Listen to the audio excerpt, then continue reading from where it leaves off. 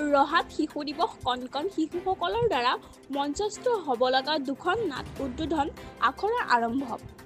ৰহা বিষ্ণুজ্যোতি নাট্যগোষ্ঠীৰ উদ্যোগত আৰু ৰহা শিল্পী কাননৰ সহযোগত অহা 14 নৱেম্বৰত অনুষ্ঠিত হ'ব লগা দুখন নাটক্ৰমে নাট্যকাৰ বিপুল কলিতাৰ মই জুবিন গাৰ্গ হ'ম আৰু নাট্যকাৰ অৰুণ শৰ্মাৰ পোষ্টাৰ উদ্বোধন কৰে ৰহা পৌৰসভাৰ উপ-পৌৰপতি অনিমা দাসে।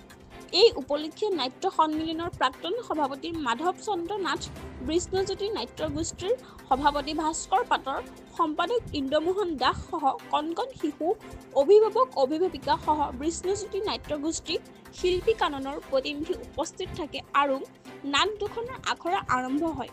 আমি জানিব পৰা অনুসৰি মঞ্চস্থ হ'বলগীয়া দুইখন নাট পৰিচালনা কৰিব সম্পাদক ইন্দ্ৰমোহন দাসে।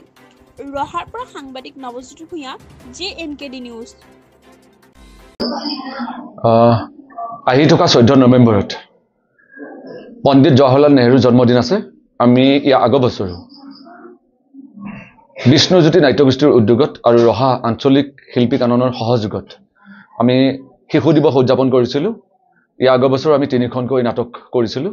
এই বছৰো আমি আমাৰ মাজৰ পৰা হেৰাই যোৱা বিশ্ববিশ্ৰুত সকলোৰে মৰমৰ অতি জনপ্ৰিয় শিল্পী জুবিন গাৰ্গক শ্ৰদ্ধাঞ্জলি জনাই এই বছৰো আমি দুখনকৈ নাটক কৰিবৰ কাৰণে মনস্থ কৰিছোঁ।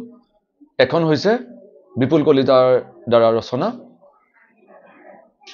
মই জুবিন গাৰ্গ হ'ম আৰু দ্বিতীয়খন হৈছে জনপ্ৰিয় নাট্যকাৰ অৰুণ শৰ্মাৰ দ্বাৰা ৰচিত নাটক পোষ্টাৰ বিশ্ব শিশু দিৱসৰ ওপৰত ৰচিত নাটক। দুইখন নাটক আজি আমি শুভ উদ্বোধন কৰিবৰ কাৰণে বা আজি মুহূৰ্ত নাটকৰ শুভ মুহূৰ্ত কৰিবৰ কাৰণে ৰহা উপ-পৌৰপতিক মাতি আনি আৰু ৰহা শিল্পী কাননৰ সম্পাদক মহোদয় আৰু অসম নাট্য সন্মিলনৰ প্ৰাক্তন সভাপতি সকলোকে নিমন্ত্ৰণ কৰি আনি আজি এই মুহূৰ্ত কাৰ্যসূচীটি আমি উদযাপন কৰিছোঁ। নমস্কাৰ, আমাৰ মুহূৰ্ত কাৰ্যসূচীতে আজি আৰু এটা নতুন কাম এটা হৈছে, সকলোৱে ভাল পাব শুনি। আহি থকা 18 নৱেম্বৰত জুবিন গাৰ্গৰ যিহেতু জন্মদিন, সেইদিনাখনে আমাৰ এগৰাকী শিক্ষয়িত্ৰী ৰশ্মি দেৱীয়ে এখন কবিতা সংকলন উলিয়াব। তাতে আমাৰ স্থানীয় লেখক লেখিকাসকলৰ বিশেষকৈ কবিতা লেখক লেখিকাসকলৰ পৰা আহ্বান জনাইছে দিবৰ কাৰণে। তেওঁলোকৰ যোগাযোগ কৰি দিলে আমাৰ 18 নৱেম্বৰত জন্মদিনৰ দিনাখন প্ৰকাশ পাব এই অনুষ্ঠানটো। তেওঁলোকক দিবৰ কাৰণে আহ্বান জনালোঁ। দুটাকৈ অনুষ্ঠান আজি উদযাপিত হ'ল। আজি প্ৰথমতে সকলোকে শ্ৰদ্ধা জনাইছোঁ। আজি ৰহা বিষ্ণুজ্যোতি নাট্য গোষ্ঠী আৰু শিল্পী ৰহা আঞ্চলিক শিল্পী কানন গোষ্ঠীৰ দ্বাৰা আগন্তুক 14 নৱেম্বৰত শিশু দিৱস উপলক্ষে শিশুসকলৰ দ্বাৰা দুখনি নাটক মঞ্চস্থ কৰিব। আজি এই নাটক দুখনৰ শুভ মুহূৰ্ত আৰম্ভ হ'ল। বন্তি প্ৰজ্বলনেৰে সেই কাম আৰম্ভ কৰিলোঁ।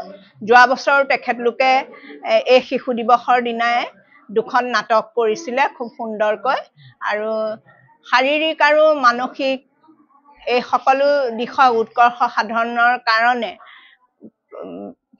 তেখেতলোকে শিশুসকলক লৈ আজি এই নাটকেইখন ৰহাত প্ৰদৰ্শন কৰিব।